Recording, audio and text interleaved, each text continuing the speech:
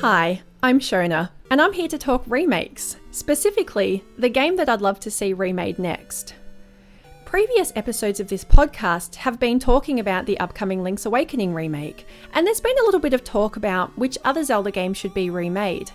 In an earlier episode, Cody briefly mentioned Zelda2, and he joked that if it was remade, it might actually be a good game. Now, jokes aside, I completely agree. Zelda2, The Adventure of Link, has a lot of potential for a remake. Now, before you hit fast forward on the rest of this segment because you hate on Zelda 2, let's remember that with a remake comes the chance to get rid of all those things that might otherwise put you off the game.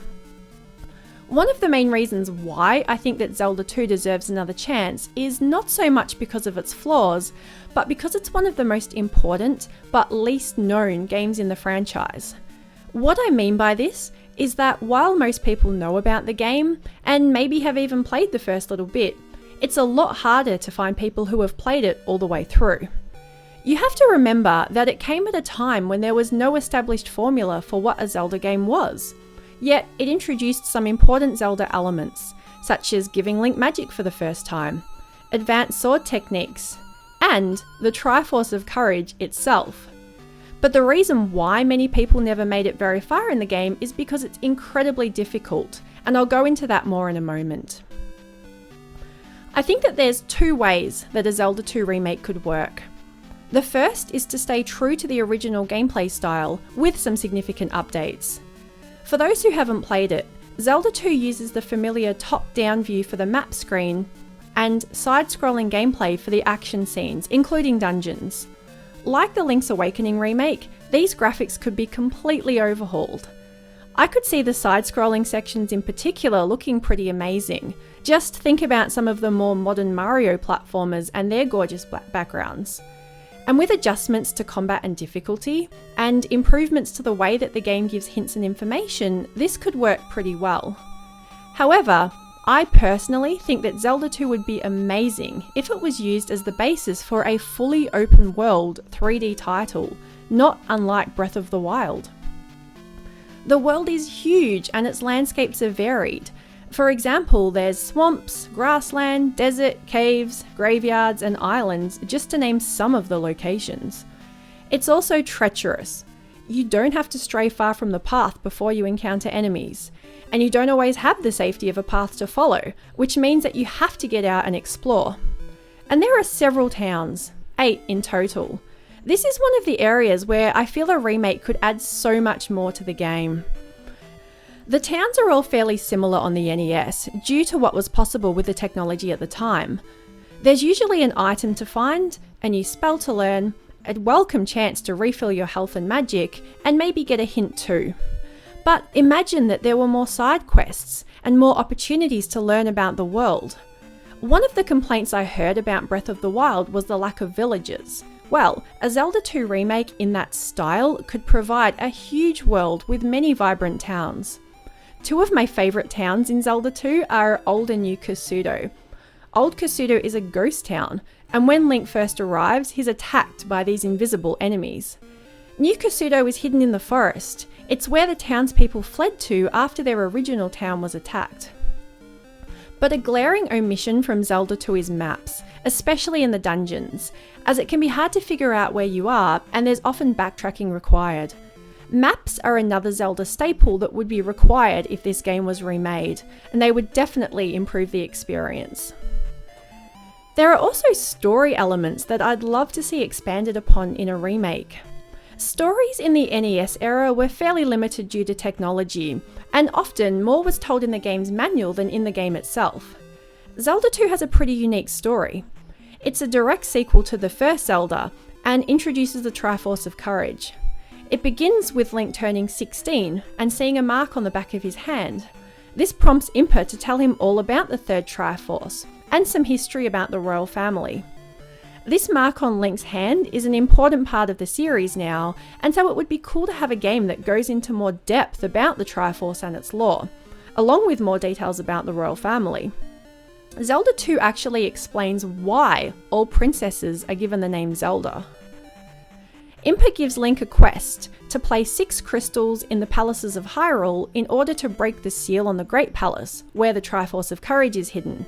So that sounds pretty straightforward, right? However, you have to remember that Link defeated Ganon a few years earlier. Many of Ganon's minions are still around, and they believe that if they kill Link and pour his blood on Ganon's ashes, their master will be revived. So they spread out across the land to find Link, and this means that wherever he goes, he's constantly being harassed by enemies out to kill him. That's why the game over screen says, Return of Ganon. And that game over screen, man, I love it for the story, and I hate it. Mostly, I hate it, and I'm sure I'm not alone in that, because any of us who have attempted to play Zelda 2 will have seen it many times. It's not an understatement to say that Zelda 2 is a difficult game, and this is one of the areas where it really needs an overhaul. It's a product of its time. Many NES games were difficult and required a lot of practice to overcome.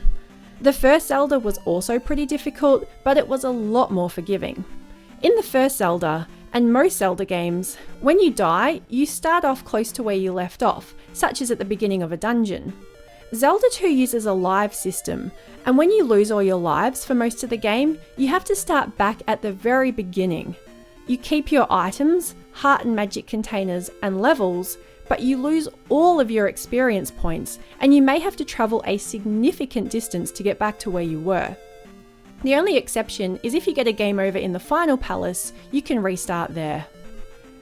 There are a limited number of 1-ups in the game, and they can only be used once, so this means that you should really save them for the absolutely brutal trip to the Great Palace.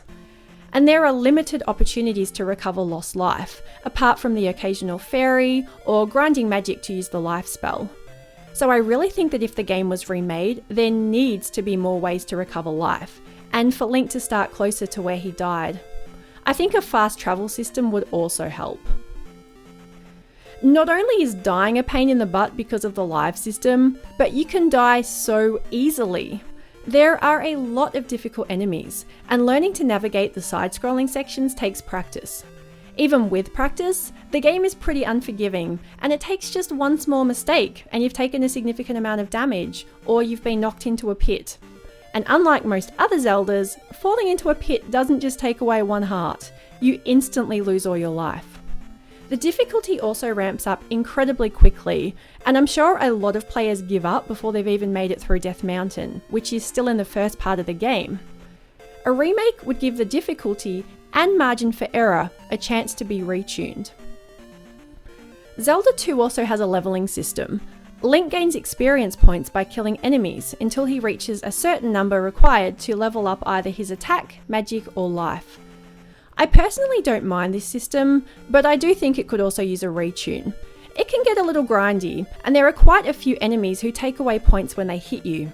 Maybe it wouldn't be so bad if you didn't lose all your experience points when you die. I don't think it would be hard at all to adjust the difficulty and provide a good balance between keeping the gameplay fun while still maintaining a decent amount of challenge. I think Breath of the Wild achieved this really well. And after all, you can't make it too easy. Just think about how satisfying it felt the first time you beat a Lionel in Breath of the Wild. And one thing I'll say, I have actually beaten Zelda 2, and it remains one of the most satisfying and incredible moments of my entire Zelda gameplay experience. But that said, even when I'm well practiced at the game, I do still find it frustrating, and that's mainly because the margin for error is so low. So whether or not Zelda 2 receives a traditional remake, or is used as the basis for more of a spiritual successor, sort of what Breath of the Wild was to the original Zelda, there are a lot of reasons why it should be a candidate for the next remake. After all, it was truly a pioneer of the franchise.